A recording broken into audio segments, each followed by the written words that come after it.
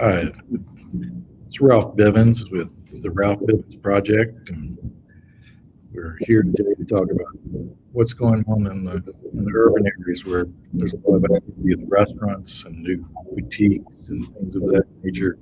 It's a real interesting time, of course, with COVID being here, all the things that have happened. We're really happy to have Lacee Jacobs with us today. She is Vice President of Strategic Leasing and Advisory Services for Midway, which is a Houston development firm. We all know that they do a lot of apartment projects. She's responsible for the curation of brands, managing partner relationships, creating unique and customized experiences for owners and patrons alike. And she specializes in merchandising and advising national, regional, first to market, experiential brands. She's formerly with CBRE, and she does a lot of good work in her hometown, working with House of Tiny Treasures and disadvantaged children and mentoring them. So we're really happy to have Lacee with us and to talk about new stuff that's exciting and fun. And we know a lot of new restaurants and retailers are really having problems right now for several months with COVID, with the problems that are keeping social distancing going, and being in lockdown, and all these things. Some of them have survived, and some of them haven't, and some of them are kind of mess. But anyway, but you've been here following the market day on day out. What are some of the new things that you're seeing? The new brands, new restaurants, things that are coming up out of the ground or have just launched and are getting ready to. What can you tell us about the new best place? Yeah, I mean, it's been interesting for sure for everybody. I think, one of the maybe sadder things for us in the real estate, retail, and restaurant world is at the beginning of the year and towards the end of last year, I mean, the market was just on fire, and there were new brands left and right touring the market, trying to figure out where they can enter and do 2 or 3 locations. And a lot of that got put on hold, obviously. And I think the big question mark is will those groups come back and still look to make their Houston debut? And a lot of those brands being from places like Nashville and Chicago and even LA and New York. That'll be interesting. I think we all still have our fingers crossed, though, that Houston will be a good recovery market, and it will be still very attractive to those groups. But a lot of that was food and beverage. A lot of it really was full service and fast casual restaurants. But just based on how things are going now, I think we can all pretty safely expect that the fast casuals will be back to the market a lot sooner than the full service. Full service has, I'm sure, been, a struggle to adapt to the new COVID regulations with curbside and to-go, especially if you're a group that hasn't previously focused on to-go business. So I would imagine it is a learning curve, and we're going to see a lot of the fast casual groups getting back to the market quicker than others. I mean, we've already seen in Eater and other publications rumors of places like Hattie B's, Hot Chicken, and places like that are getting active and coming back. I mean, we've already seen Flower Child open their new location in the Heights, and some of the fast casual seems to be just moving a lot faster in the recovery part of all of this, right? So I think we can continue to see that. Hopefully, full service isn't too far behind, but I think it's a natural thing to expect them to be a little later. Well, I know you were involved in the Eunice restaurant there at Buffalo at Richmond. Yeah, that was a really high anticipation. Yes, yeah, that was a long lifeline on that. I actually worked on that while I was at Waterman Steel with Lance Gilliam. And it's that, again, that's one of those cases where the John Besh Restaurant Group had decided probably 3, maybe 4 years prior to bring their concepts to Houston. And that's how long these things take sometimes to find the right location. So that's again one of those where the original plan was to do multiple concepts, multiple units, and the world just kind of changes as you move forward, and your plans have to change. So I do think that we'll see more from that group in the market at some point, but I can only expect that COVID has slowed down everyone's plans.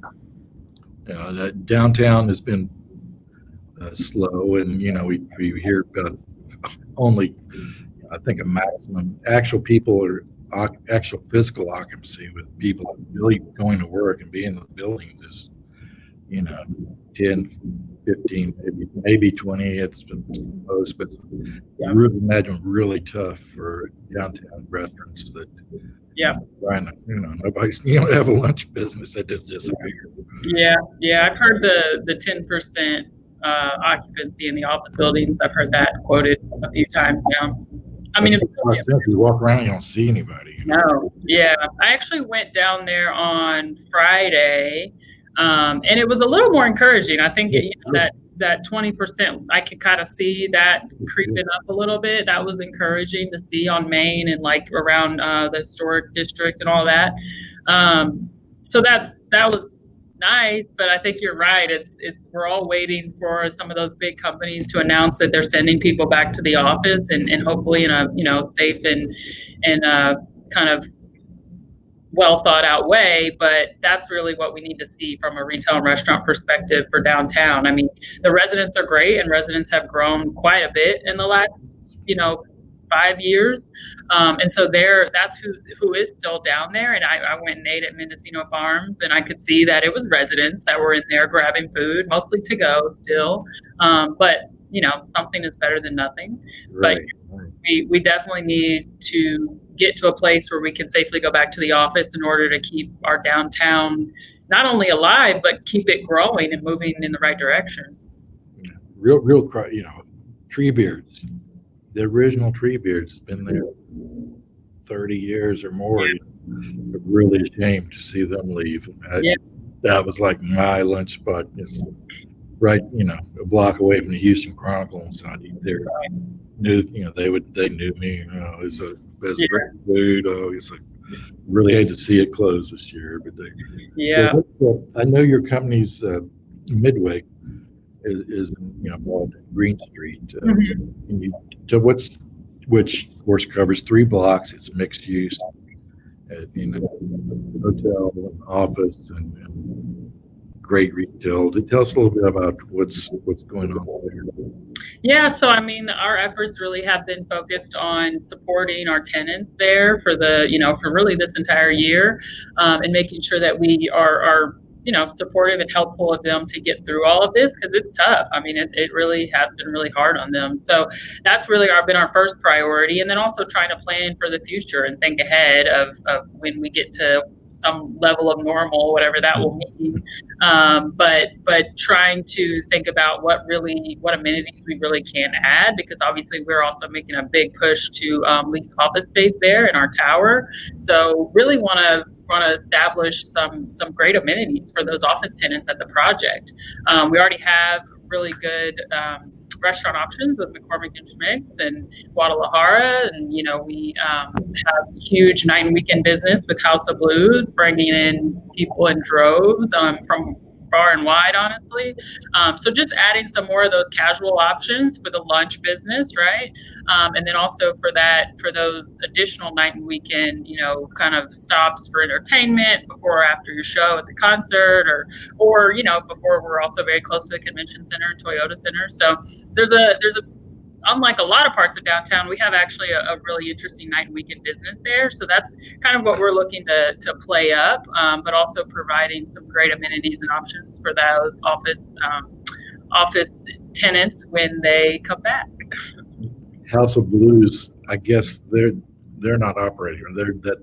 They are not. I think they're looking to open the restaurant up again, but as far as concerts go, they have not. Yeah, they have not been operating, which is really tough on their business, Hey, the other thing that's cool that I've heard about recently that Midway's doing is in East River, talking about isn't there like a drive-in movie Phoenix? Yeah. So it actually, opening is next weekend? No, this Yeah, week. This this weekend, yeah. oh, wow. So it's actually really interesting because the most of the drive-in theaters that we have in town are offering, great classic movies, old school movies that we've seen 100 times but love. This one's different in that it offers first run movies. So No new. kidding. No kidding. Yeah, so it's really nice. I mean, and it's a good deal. If you've got a big vehicle, which most of us do in Houston, right? You can load up the entire family and everybody can see a first run movie for $25. So it's a pretty good deal. So cool. Yeah. When I was a kid, that's what we did. Yeah. Well, and it's fun because you could do it, you can feel obviously super safe, just the people in your household. You don't really have to interact with anyone else. And then, right now we've got all that land to do whatever. And that's constantly what we're talking about is what can we do with all of this in the meantime? Because the, pre-development phase is going to be a long time, but we've got all this land and all this space that we can do things for the community. And this is just one that we're starting with. So. Yeah, if you haven't heard about it, it's East River, 150 acres. It's huge, just on the edge of the eastern edge of downtown Houston. Mm-hmm. It's got a mile of frontage on Buffalo, Ohio. Right. Yep. It's going to be an amazing place, and it really gives us an extension of downtown someday, but we mixed use with all kind of office and apartments and housing and retail, everything. So that's on the horizon. We've been watching it. The other thing that came up recently, I wanted to ask you about, what I consider the corner of Maine and Maine, at least for the Montrose area. Montrose, Westheimer, right.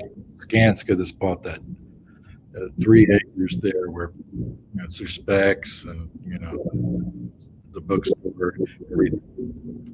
Huge, high-profile intersection. Yeah. Potential. I don't think they planned it out yet exactly what we're going to do, but it is a super high-profile intersection. What do you think this could look like? Yeah, I mean, I think you're right. There's a lot of opportunity there, right? But I mean, coming from Skanska, I think we should expect office, right? We can definitely expect some office and probably multifamily. I think it's prime for that. I hope, and I'm pretty confident that they'll include retail in that, especially with, you've got Montrose Collective across Caddy Corner, I guess.